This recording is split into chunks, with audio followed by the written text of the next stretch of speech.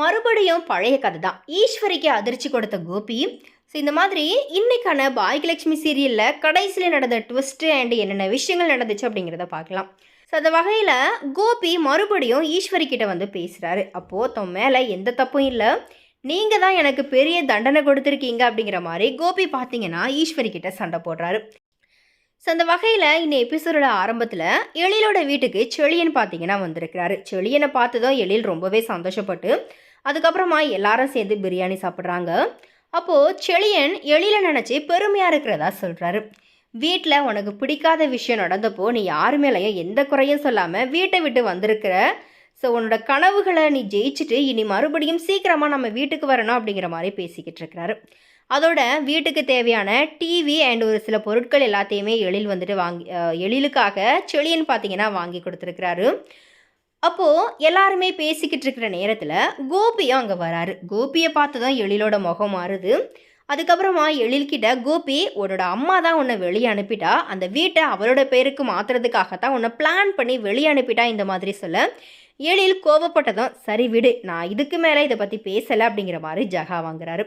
அதுக்கப்புறமா நிலாவோட கையில் பணத்தை கொடுக்க அதை எழில் வாங்கக்கூடாது அப்படிங்கிற மாதிரி சொல்கிறாரு. அதுக்கு கோபி இது என்னோட பேத்திக்கு நான் கொடுக்கறது அப்படிங்கிற மாதிரி உரிமையாக சொன்னதும் அமிர்தா எழில தடுக்கிறாங்க.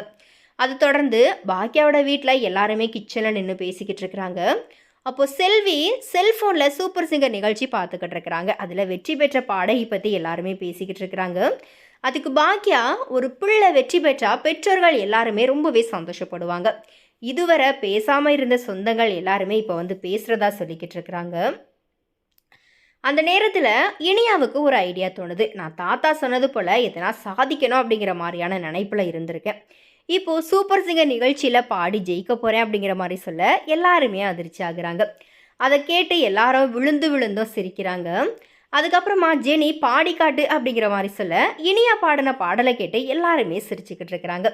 இதனால் ஜெனி வேறு எதனா ட்ரை பண்ணுவோம் அப்படிங்கிற மாதிரி இந்த முயற்சி உனக்கு வேண்டாம் அப்படிங்கிற மாதிரியா சொல்லி முடிக்க இனியா பார்த்தீங்கன்னா செல்லமாக ஜெனிக்கிட்ட கோவப்படுறாங்க. அதுக்கப்புறமா நான் எப்படி காலேஜுக்கு போகிறது அப்படிங்கிற மாதிரி இனியா கேட்க பாக்கியா நான் கொண்டு வந்து விடுறேன் அப்படிங்கிற மாதிரி சொல்கிறாங்க.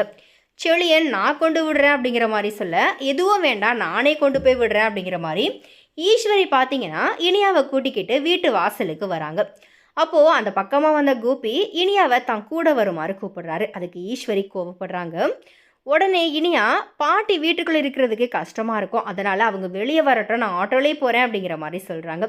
அதுக்கு சரி அப்படிங்கிற மாதிரி கோபி இனியா ஆட்டோவுக்கு பின்னாடியே காரில் காலேஜுக்கு வராரு.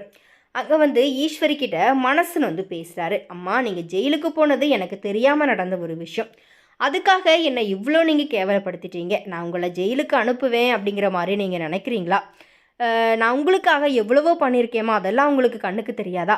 நான் பண்ணின தப்பு மட்டும் தான் உங்களோட கண்ணுக்கு தெரியுதா? இந்த மாதிரி கோபி ஈஸ்வரி கிட்ட பேசிகிட்டு இருக்கும்போது ஈஸ்வரி ஆட்டோவில் ஏற போகும்போது நான் இது வரைக்கும் என்னோட அம்மா தான் எனக்கு உலகம் அப்படிங்கிற மாதிரி இருந்திருக்கேன், உங்களுக்கு ஒன்றுனா நான் துடிச்சு போயிடுவேம்மா இந்த மாதிரி சொல்ல ஈஸ்வரி நின்று யோசிச்சுக்கிட்டு இருக்கிறாங்க. ஸோ இப்படியா இன்னும் எபிசோடும் வந்துட்டு முடியுது. போன வாரம் முழுக்க எனக்கு பாக்கியாவை விடவோ எங்கள் அம்மா ஈஸ்வரி தான் எனக்கு பெரிய எதிரி, என்னோட அப்பாவுக்கு இறுதி சடங்கு செய்ய விடாமல் அவங்க தடுத்துட்டாங்க அப்படிங்கிற மாதிரி வீரவசனம் பேசின கோபி பார்த்தீங்கன்னா இப்போது மறுபடியும் தன்னுடைய அம்மா கிட்ட மன்னிப்பு கேட்டே கெஞ்சிக்கிட்டு இருக்கிறாரு. இதனால் ஈஸ்வரியுடைய மனசு மாறுமா இல்லையா அப்படிங்கிறது இனிதான் தெரிய வரும். ஏற்கனவே இந்த சீரியலில் பார்த்தீங்கன்னா வந்த கதையே அடிக்கடி வர்றது வழக்கம்தான்.